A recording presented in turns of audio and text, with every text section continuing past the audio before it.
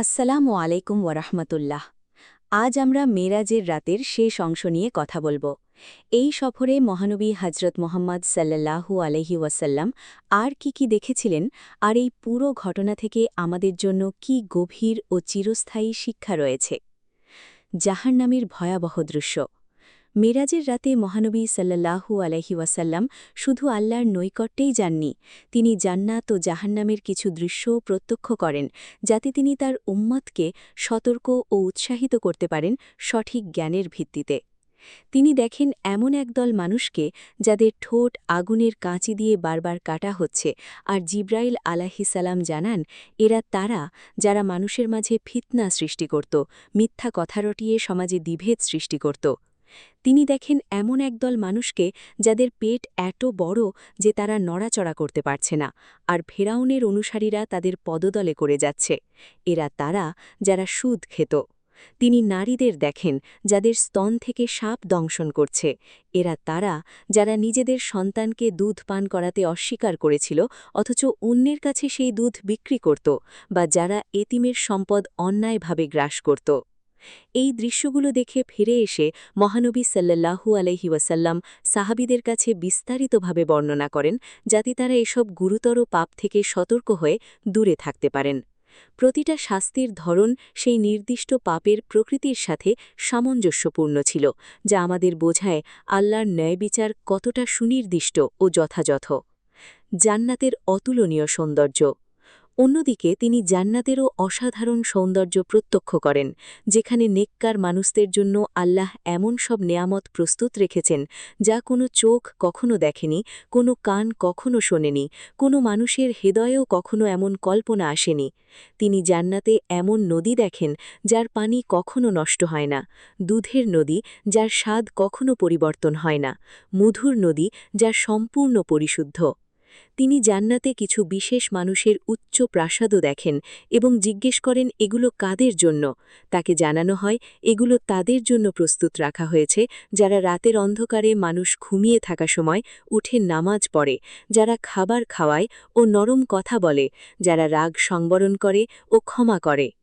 এই সময়ের গভীর তাৎপর্য।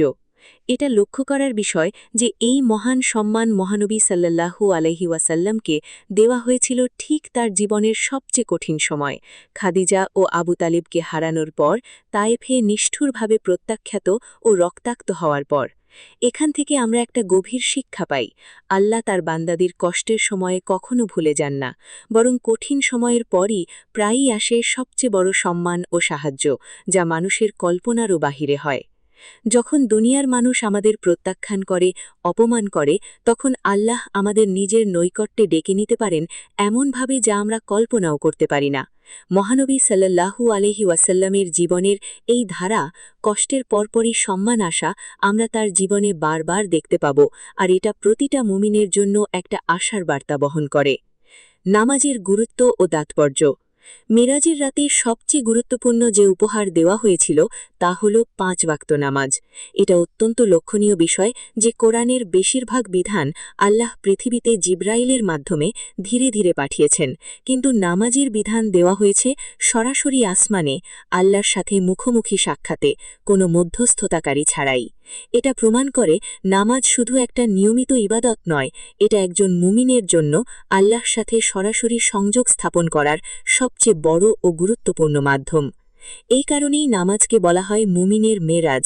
প্রতিটা নামাজের মাধ্যমে একজন মুমিন যেন সেই একই আধ্যাত্মিক নৈকট্যের একটা ক্ষুদ্র প্রতিচ্ছবি অনুভব করার সুযোগ পায়। যখন আমরা নামাজে দাঁড়াই, রুকু করি, সিজদায় যাই, তখন আমরা যেন সেই রাতের ভ্রমণের একটা প্রতীকী পুনরাবৃত্তি করি, দুনিয়া থেকে বিচ্ছিন্ন হয়ে আল্লাহর দিকে ফিরে যাওয়া। কেন 5 ওয়াক্তই নির্ধারিত হল? কেউ প্রশ্ন করতে পারেন, কেন 50 থেকে সরাসরি 5-এ নামানো হল, কোনো মাঝামাঝি সংখ্যায় নয়? আলেমগণ ব্যাখ্যা করেছেন এই সংখ্যাটা মানুষের দৈনন্দিন জীবনের প্রাকৃতিক ছন্দের সাথে নিখুঁতভাবে মিলে যায়। ফজর দিনের শুরুতে, জোহর মধ্যাহ্নে, আসর বিকেলে, মাগরিব সূর্যাস্তে, আর ঈশা রাতে। এই 5টা সময় প্রতিদিন আমাদের আল্লাহর সাথে সংযোগ পুনর্নবীকরণের সুযোগ দেয়, যাতে আমরা দুনিয়ার ব্যস্ততায় হারিয়ে না যাই, বরং নিয়মিত বিরতিতে আমাদের প্রকৃত লক্ষ্যের কথা স্মরণ করতে পারি। সামগ্রিক শিক্ষা। মেরাজের পুরো ঘটনা থেকে আমরা কয়েকটা গভীর ও চিরস্থায়ী শিক্ষা পাই। প্রথমত, আল্লাহর ক্ষমতার কোনো সীমা নেই, তার জন্য কিছুই অসম্ভব নয়। এক রাতে মহাবিশ্বের এত বিশাল দূরত্ব অতিক্রম করা তার জন্য কোনো বিষয় নয়। দ্বিতীয়ত, আমরা শিখি দুনিয়ার কষ্ট যতই বড় হোক না কেন, আল্লাহর কাছে তার প্রতিদান আরও অনেক বড়, আর ধৈর্যের পথ শেষ পর্যন্ত সম্মানের দিকেই নিয়ে যায়।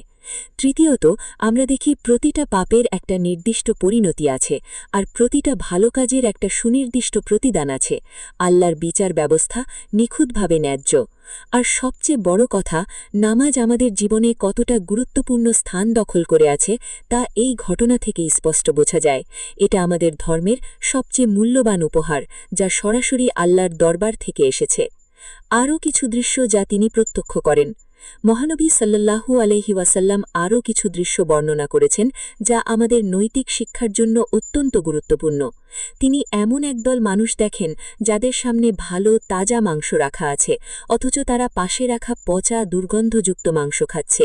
জিব্রাইল আলাইহিসসালাম জানান, এরা তারা যারা নিজেদের বৈধ স্ত্রীকে ছেড়ে অবৈধ সম্পর্কে লিপ্ত হয়, হালাল থাকতেও হারামের দিকে ঝুঁকে পড়ে। তিনি এমন মানুষও দেখেন যারা পাথর দিয়ে নিজেদের মাথা থেতলে দিচ্ছে, বারবার, অবিরাম। এরা তারা যারা নামাজে অবহেলা করত, যাদের মাথা কখনো ফরজ নামাজের জন্য সিজদায় নত হতো না।